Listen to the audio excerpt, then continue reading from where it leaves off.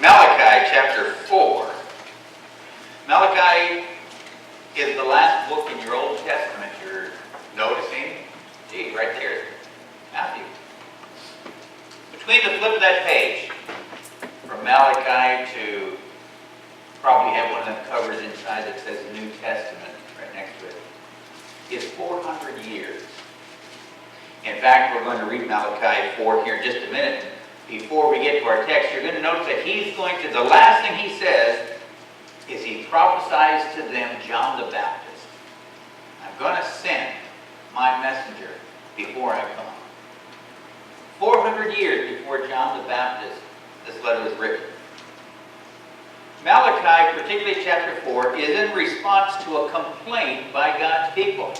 Now we find that shocking and appalling that Christian folks should ever call God into question.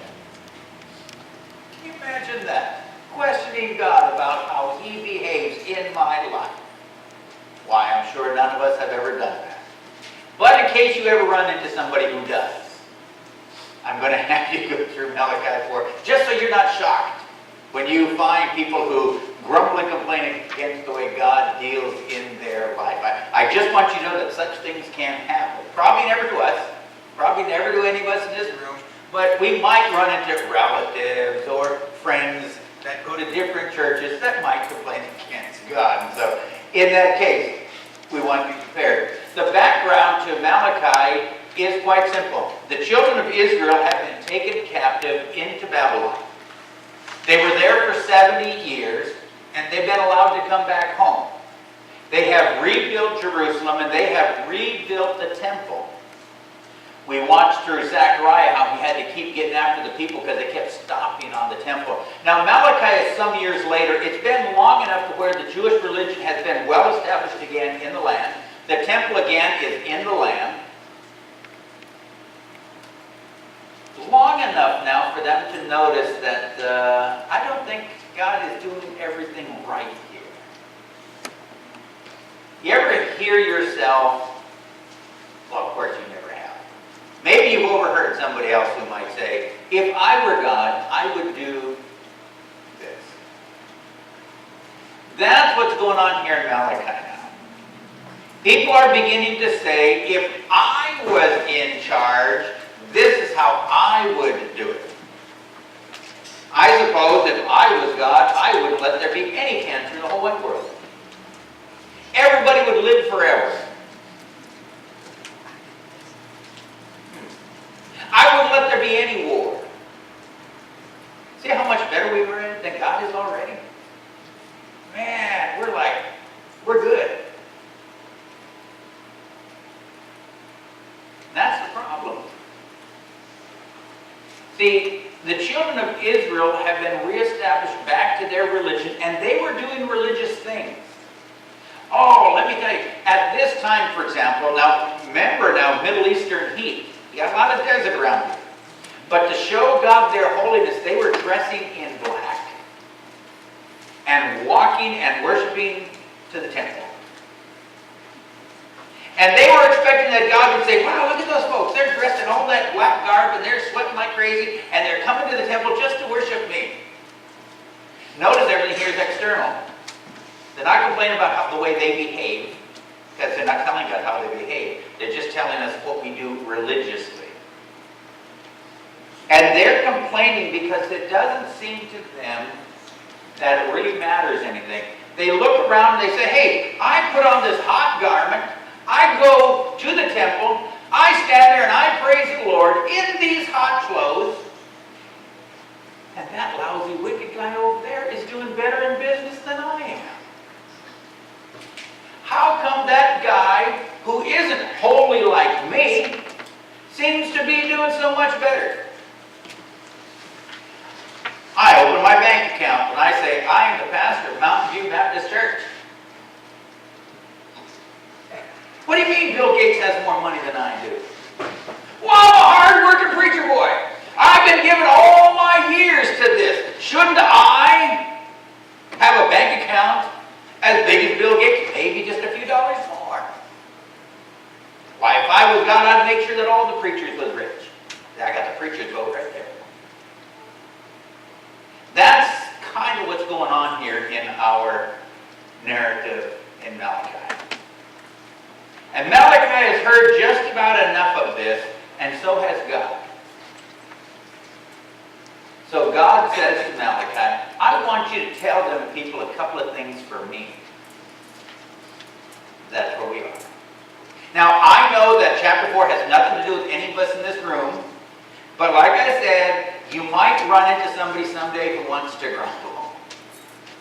And so if you do, you might want to share with them Malachi chapter 4. Before we get started, I'd like to praise the Lord. Wednesday night, we've been praying for our dear sister back there. You know, we've been praying about her kidneys, and she was just sharing me right before the service. I should say kidney.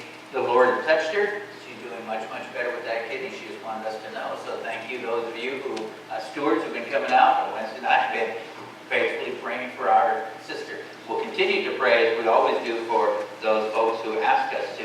Malachi chapter 4. For behold, the day cometh. I'm going to read all of Malachi 4, and then we'll come back to verse 2. For behold, the day cometh that shall burn as an oven, and all the proud, yea, all that do wickedly, shall be stubble. That day cometh, shall burn them up, says the Lord of hosts. And it shall leave them neither root nor branch. But unto you that fear my name shall the Son of Righteousness arise with healing in his wing, and you shall go forth and grow up as calves of the stall. And you shall tear down the wicked, and they shall be as ashes unto the soles of your feet in the day that I do this, saith the Lord of hosts. Remember ye the law of Moses my servant, which I commanded unto him in Horeb for all Israel, with the statutes and the judgments. Behold, I will send you Elijah the prophet before the coming of the great and dreadful day of the Lord. And he shall turn the heart of the fathers to the children, and the heart of the children to their fathers, lest I come and smite the earth with a curse. The last words of the Old Testament, the very powerful warning. Oh, it's got a blessing to it too. But unto you that fear my name, that's us. Unto you that fear my name, the Son of Righteousness shall arise with healing in his wing. You notice in verse 4 there was an oven that would cook, burn up those who were wicked. Now the wicked haven't been burned up yet, and so therefore we have to understand that this is future yet.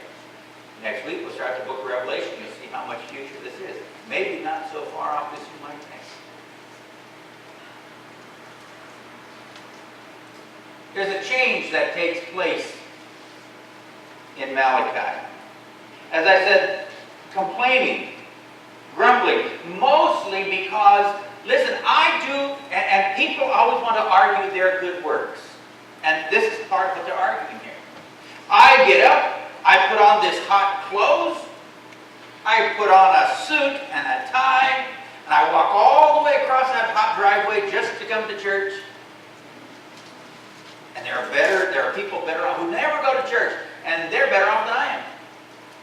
There are folks with RVs and toy haulers and all kinds of toys that never go to church. They're too busy going to the lake and to the river. Maybe that's why God's not giving me all that. I'd be at that same place instead of here with the Lord's people. God promised a judgment upon the wicked. But he promised a blessing upon those of us who would trust him.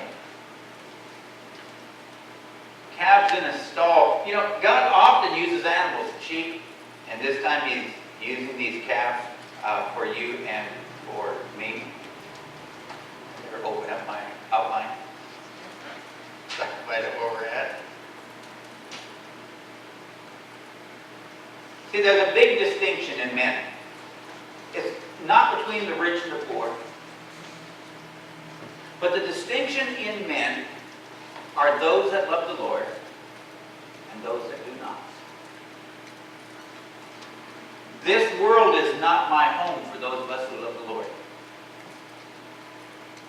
We're just passing through. How much money do I need to pass through? God will make sure. God will make sure I get from this point to that point successfully, and that I enter into heaven, and I will have everything I need to get through. But I'm reminded that this is not my home. Don't anchor my heart down here. I've got a place in heaven where I've got a mansion. Better than anybody's down here. That guy that's got the biggest mansion over there in Hollywood passed away some years ago, remember? Produced all those movies, Aaron Spelling. Got a bowling alley and everything in his place. I mean, you and I, if we all got together, we could not even buy one of his garages. This guy had a bunch of money, right? But where is he today? Where is he today? Did his money do him any good? Did he do any good with it? Oh, he gave us Charlie's Angels and a whole bunch of other movies shows. But where is he today? As far as I know, Aaron Spelling never gave his heart to Jesus Christ. So all the wealth he ever knew was the wealth he has here. Robin Williams. Did he know Jesus Christ as personal? I never heard his testimony about Jesus Christ. I never heard him profess to anybody that he was a born-again believer. Nice house. Lovely family. That's all he had was while he was here. What's he got now? Pain and suffering? Would you rather have their money now, or would you rather have the reward that God gives to those in heaven? See, because Jesus said, you know, not to covet the stuff down here because it's going to moth will rust and corrode, and thieves will break through and steal. You know, they had to hire security guards just to keep their money safe. They got to hire some bodyguards to make sure their children are safe. Because somebody's always wanting to get them rich kids. I don't have any bodyguards on my children. To my knowledge, they ain't got that much money in the bank that anybody wants to fund. The difference between people is whether they love God or not. Period. That's the dividing line. But unto you that fear my name. There are either those that fear God's name and love Him, or we don't give Him any respect at all. This is the dividing point. And so He promises good things to us, but then promises retribution on those who do not love Him. Next slide. So, let us think of the Lord here as a moment as the Son. That's what He said in the earlier verse. So let's think of God as the Son. What are some of the things the Son gives? Well, I propose to you that Jesus Christ, if He were the Son, would give to us the light of knowledge. I know God. A lot of people in the world can't say that. We can all say that. I know the Lord. He speaks with me. He talks with me. He disciplines me. He tells me when I am doing the right thing, and He lets me know when I'm heading the wrong way. I personally know God. I don't know that I could get His autograph for you or anything like that. But I know the Lord. He gives knowledge. The Son gives knowledge. And so here we have God as this great light. After all, what is light? The light of knowledge. And so as Jesus Christ is the Son, we have of Him this knowledge. Gives life. Without the Son, how long do you think this life would continue? Well, it takes the warmth of the sun 8 minutes, the light of the sun 8 minutes to travel from its surface to our surface. So if the sun was to disappear, you've probably got about 8 minutes of life left. 8 minutes. If the sun goes dark, you won't know it for 8 minutes. When you look up there and you see the sun right now, we walk outside and the sun is shining. If it died 8 minutes ago, you don't know it yet. If it died 6 minutes ago, you don't know it yet. The 8th minute, all of a sudden it goes dark. And say, wow, the sun died 8 minutes ago. That's how long it takes for the light to travel here. 8 minutes.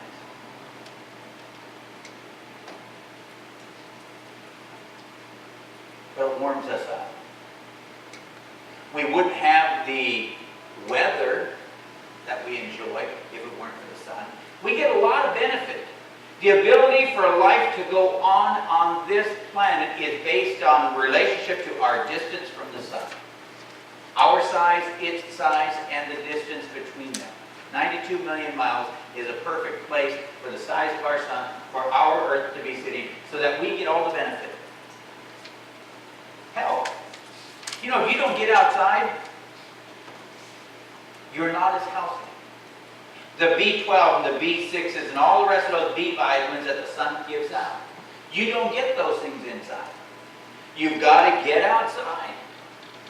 Our children are less healthy today than you and I were because they tend to be inside people. They don't go, we used to go outside and play. That's all you had because mom wouldn't let you play in the house. You couldn't play kickball or baseball or dodgeball or anything in the living room. She wouldn't let you. So we were outside people. We were outside when the sun came up, and we were outside till the sun went down. And sometimes we stayed out a whole lot longer than that. And so we had all the health of the sun in running and exercising, the strength of the muscles, the good that it does, even growing your hair. You know that during the summer you are much healthier than you are during the wintertime. People are much sicker during the wintertime. Spend much more time in the hospital. At the hospital, during the winter times, occupancy goes up. Lots of sick folks. In the summertime, it doesn't go up quite as big. But the difference is these folks are sick, and these people have broken a leg playing somewhere. Or broken an arm. Or dislocated something because they were out playing. So it's not usually a health problem. It's a damage problem over here. Jesus Christ as our Son not only gives us knowledge, but He gives us love. For God so loved the world. This warmth of the sun that you and I feel, the caress of this sunlight, this warmth upon our body, is equal to the love that Jesus Christ would envelop us with. You ever stay up late? Or at least get up early? And you see the sun coming up over the hills over there? Usually, as I'm on my way to work, just as I pass over by Kellogg Hill, and I'm passing on the 57 freeway going up into the San Gabriel Valley over there, just as I'm cresting that hill over there, I'll see the sun coming up behind the distant mountains in the background. And it's a beautiful picture. Especially in wintertime when the mountains are whited with snow and that golden sun, it sort of got some pink hues with it. They light up all those mountains and you see all the colors coming across it. Absolutely gorgeous. And when you see a sunrise, it puts a smile on your face. Here you have the hope of another day, the joy that that day might bring. And so not only knowledge and love, but joy that God gives to us, much like the sun. On a nice, beautiful day, we sat there, and one of the beautiful things to watch, one of two, is either the sunrise in the morning or the sunset at night. At the hospital, they have these annual picture contests. And one of the categories, because it's such a popular picture, is sunrise and sunset. And probably the most pictures are in that sunrise and sunset, because everybody sees a beautiful sunrise or a beautiful sunset. And what do you got to do? You got to get out your phone and you got to take a picture of it. It's just beautiful. And the joy that that beauty brings to us. But consider the beauty of the life of Jesus Christ and the joy He gives to us as well. Picture. Here's the sun, as we said. We want to enjoy these blessings, the knowledge, the love that God gives to us. We can always grumble, we can always complain. We can always call God into judgment for the way He treats answered that? He answered it with the word love. He answered it here on the cross. For God so loved the world that he gave his only begotten Son. You can't talk bad about this picture, can you? When you look at pictures of Christ dying on the cross for you, do you ever find fault? No. We find ourselves being grateful for his love. Thankful that I don't have to go through that. Suppose crucifixion was the only way you could get into heaven. I wonder how many people would want to go. I mean, still knowing the difference between heaven and hell, and suppose God showed you, here's hell on this side, I'm going to cast you in, unless you let me nail you to a cross. Unless you allow the angels to hold your hands and to hammer them to this wooden tree. Unless you allow one of the angels to come by and stab you in the side. Unless you allow me to press this crown of thorns upon your head, you don't get in. Well, if I'm looking at hell, I might be willing to go through this. To spend the afternoon in the heat of the sun, suffering and dying and bleeding for my own sin. But God said even that wouldn't work. Because it's appointed unto man once to die, and after this the judgment. And if I die for my own sins, I go to hell. How grateful I am for the cross. How grateful I am when I realize what a wicked person I am. Even on my absolute best day, I fall short of God's glory. And when I fall, and when I falter, I say, God, I thank you for the cross. Because I could never get into heaven on my own. I never grumble, I never complain when I see this picture of Jesus Christ dying for me. I never say to him, why did you do that? You shouldn't have done that. You should have let me do that. I never say that. Now, maybe some of you do, but I don't. I never call God into question about how he redeemed me. So then is it fair for me to call him into question on how he lives his life through me? Isn't that what the book says? I live, yet not I, but Christ lives in me.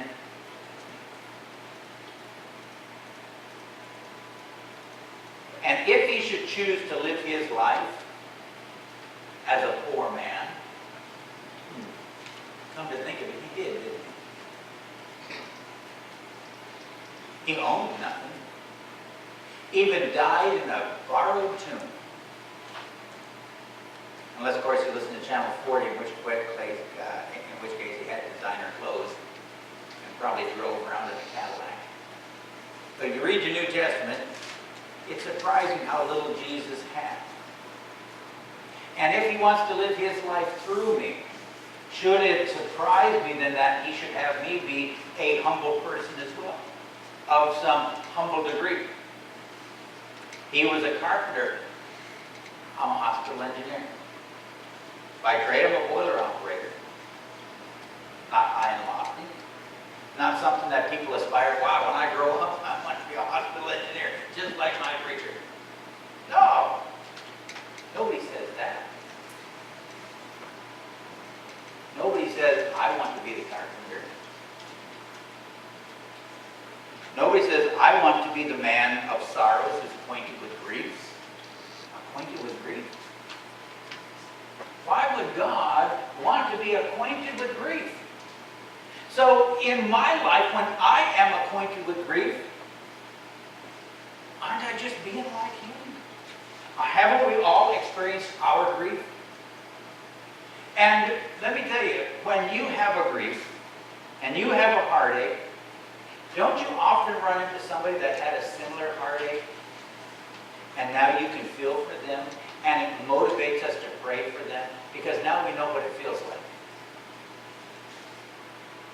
This man of sorrow is acquainted with grief, and I'm supposed to have a life of bliss when I'm supposed to be like him. I never heard him complain to the Father. Not my will, he prayed, when the Father asked him to die in my place. Son, I want to get that lousy preacher up here to heaven. But unfortunately, he's just not good enough. What are we going to do? Death is the penalty of sin. That preacher boy has got to die. But if I let him die, he can't get into heaven because after this comes the judgment. But death has to be paid for. But he can't afford the price. So Jesus said, let me do it. Let me do it. And so they placed my nails in his hands and in his feet. They put my wicked crown upon his holy head. And that spear that was meant for me, the spear that was designed to slay me, to separate me from this life, these and as he lay there dying, shedding his blood, washing away my sin, the Father began rejoicing, the angels of heaven began rejoicing, because finally now I could come home. I could be where the Father always wanted me to be, at his right side. I couldn't get there on my own. But I never complained about that. But I do complain often when I'm forced to live like Jesus. When I'm supposed to be a man of modest means. I can't say that I'm in poverty, I'm not. I could say I'm a man of modest means, that would be truthful. God has blessed me and allowed me to give to my children the things that they needed as they were growing up. I can't tell you that I've missed a lot of meals. I haven't. You can see by the change in suits I have to go through so often that I'm dining quite sumptuously.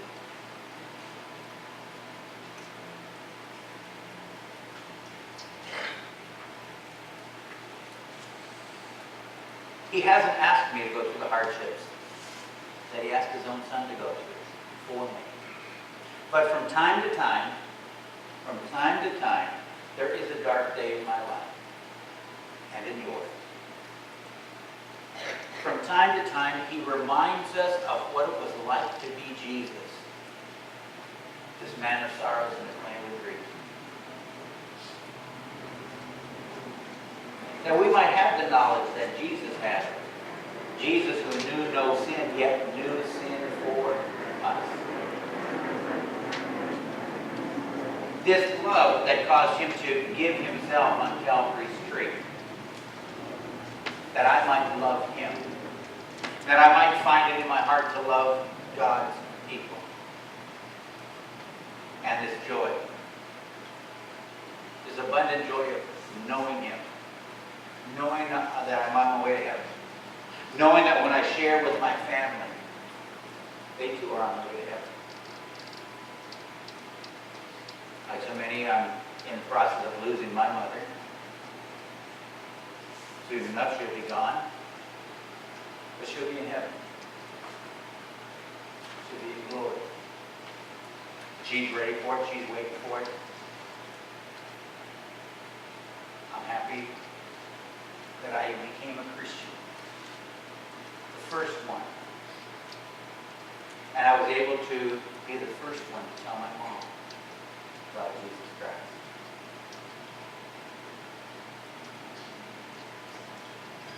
And someday, as we pass from darkness into his marvelous light, he'll be there to greet us. Oh, we have darkness on some particular day because we like to carry our own burden. He said, cast your cares upon me, for I care for you. We see him so often as the carpenter, we forget that he is the ruling monarch of heaven. That someday he will take us there. I'm sure we all want to go through the rapture. Nobody wants to face death, but we won't face the death like he faced. Am I taking in my sleep someday? I don't know. How I go, I don't know. Don't really care. My joy is the fact that I know that that's where I am going. And that's the face that I will see, Jesus Christ the righteous. The wicked won't get this chance. All those people with their marvelous money who buy wonderful things and have all the toys, finance all the wars, and do all those things that men like to do with their money. They'll stand before him, not as a friend, but as a judge. And on that terrible day, they will be judged for their sin. My sin has been judged. I won't be. Jesus Christ judged my sin at the cross and freed me from it. Two things. Two types of men in all the world. Those that love him and wait for his appearing and his coming, are those who reject him and are so concerned with this world, so concerned with their daily living that they have the right, they think, to grumble against him. And he tries to show them what it was like to be him. The Bible promises that if I am going to share in his heavenly throne, I should also share in his earthly suffering. Now I got to tell you, I like the part about ruling and reigning, and the angels have to take orders from me. All that sounds fun. But the trade-off is, in this life, I have to know what it was like to be him down here, so that I can be comfortable being with him up there. One of the last times I talked to my mother, and I shared this with you before, but I share with you again. In regard to the suffering that she is going through now, she said, well, God must have figured I didn't suffer enough in my life as a Christian, and he doesn't want me to come home empty-handed. So he's given me a chance to suffer now. So I will have some crowns to lay at his feet. She didn't want to go empty-handed. Didn't want to go without being able to lay down a crown at Jesus' feet. So she is accepting the suffering that her body is putting her through now. She's accepting those dark and difficult days. Rather than grumble against him, she wants to see what it was like to be him for just a moment before she goes home to meet him. And so, two types of people. And we're encouraged, why not pass from darkness into his marvelous light? Why not quit complaining about the problem you have and see it rather as the test it was meant to be? And as you successfully navigate that, it could be financial, it could be medical. I don't know what I know what my testings are. I don't know what testings you might have.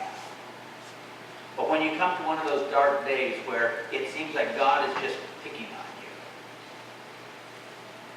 remember his dark day. This is really what it's like when God picks on you, and I don't think any of us have faced that. God hasn't picked on us when it's this bad. But he wants us to have a chance to walk in his steps. That if we are going to rule and reign with him, we might first suffer with him. This man of sorrows and acquainted with grief. Doesn't last forever. Usually God knows how much you can take. He'll put you through the mill, and then he will give you that light, that sunlight, that will shine brightly like the morning sunrise.